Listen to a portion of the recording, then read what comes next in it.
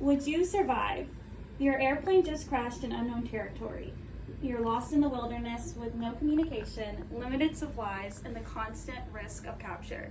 You would have to endure harsh conditions, avoid detection, and if captured, face interrogation by enemy forces. United States Air Crew and Special Operations train for these situations through survival, evasion, resistance, and escape training, also known as SERE. In 2017, I had the privilege to graduate from SERE School at Fairchild Air Force Base in Washington. I was curious why we were subjected to such extreme training and spoke to other veterans and instructors.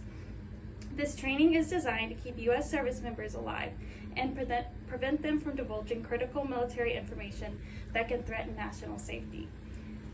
After prisoners of war were captured during World War II and the Korean War, the United States began preparing service members who are at high risk of capture through SERE training.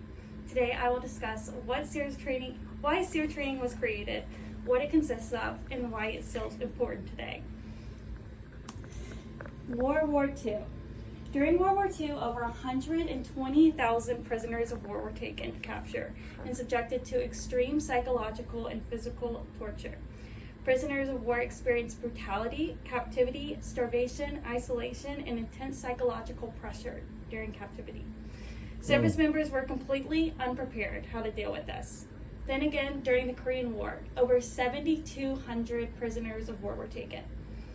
The interrogation and indoctrination techniques were so intense that this is when the term brainwashing was coined. Military leaders knew they had to do something about it, and then the SERE School we see today was invented. Louis Zamperini. He is one of the airmen that faced these harsh prisoners of war condition. He survived 47 days at sea after his airplane crashed and then was captured by Japanese forces.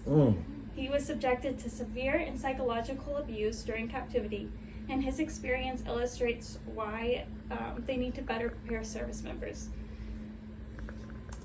And now that we've discussed why SERE School was created, I will explain what training consists of. SERE School consists of 4 consecutive segments: survival, evasion, resistance, and escape.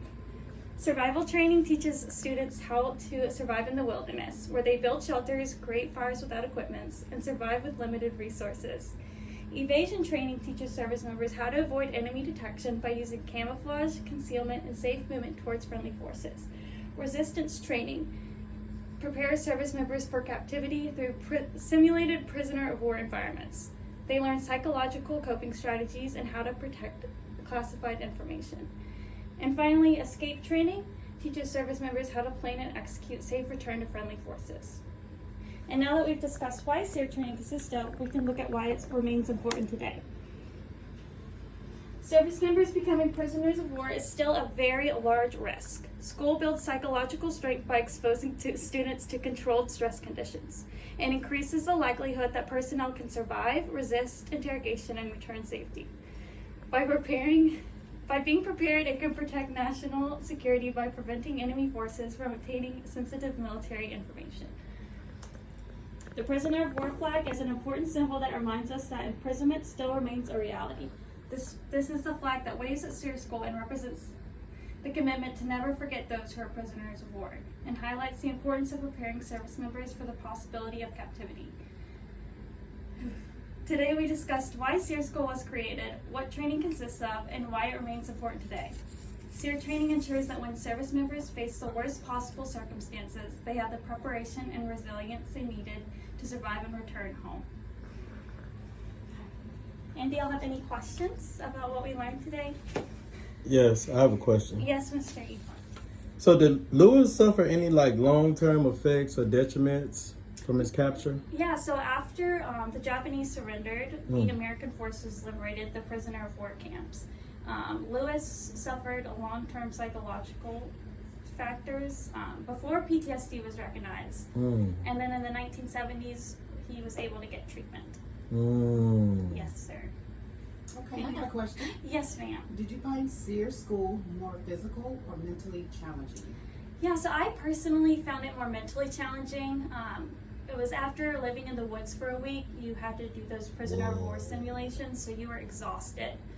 So it really surprises you how easily you could be interrogated and give up that information that you're not supposed to.